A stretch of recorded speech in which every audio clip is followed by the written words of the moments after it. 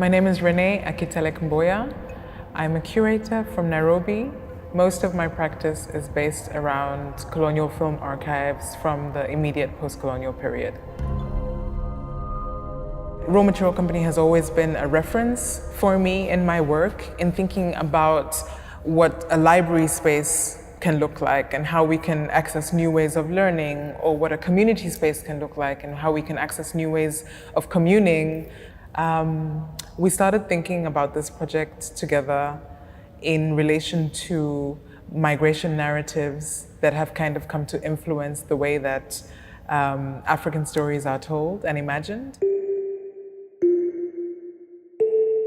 So we were thinking primarily with migrant communities here in Lavapiés because we perceived that there was a direct route between Dakar and Madrid as a result of the many communities that have settled here over the generations, but then more so in the last 10 or 15 years where you've had people coming over in rather precarious circumstances. In a lot of West African cultures, but specifically in Senegalese culture, there is an esteemed position of the griot. And the griot is a storyteller, but also the memory keeper. In many respects, a memory activist. And so we started thinking about what it might be to try and recreate the position of the griot in a community that is in essence outside of its homeland. So how do you keep the memories of your community while you are in exile? So a huge part of my research was to spend time here in Lavapiés with members from this community and sort of interview them about their memories of home, but then also their ideals having moved to Spain and their ambitions in the new diasporic realities.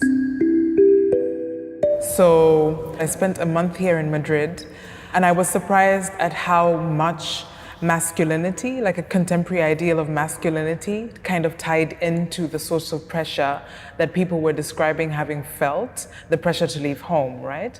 And make a better life for their families. And so in many respects, it became an exploration of masculinity in contemporary African cinema, modernist and contemporary African cinema, going as far back as the 1950s.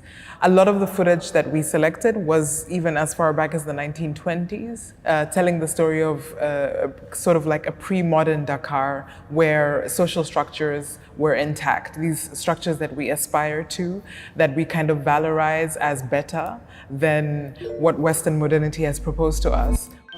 Bonjour, Diogan. Te voilà un homme maintenant, comme tu as grandi.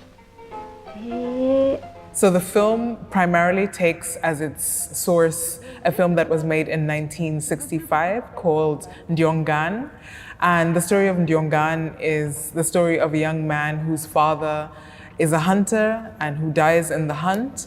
And Ndiongan, at a very young age, becomes the primary caregiver in some respects for his family.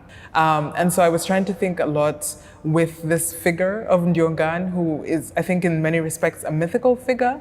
And so in this specific condition, I was trying to think about what does it mean for these young people, and especially young men, to leave their communities. Sometimes they leave, they're not traveling under their own names, their families don't know they've left, they don't necessarily always make it across the Mediterranean, and then they arrive in Spain and they're outside of the system.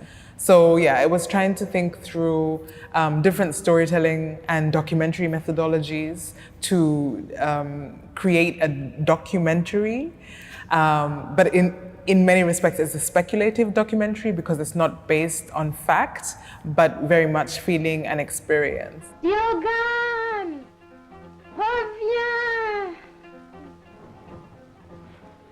Je ne reviendrai plus.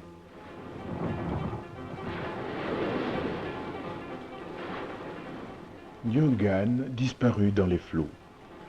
I certainly learned that archives are dynamic and diverse, and they look like more than what I anticipated. I was very much socialized in respect to an archive existing inside of a book or inside of a film, but there are certainly many, many places to find archival material and to instrumentalize it for a better society and learning from communities in Lavapiés how they were trying to archive their diasporic lives or their lives in exile was certainly very, very touching and very inspiring in terms of thinking about how we can learn together in different ways.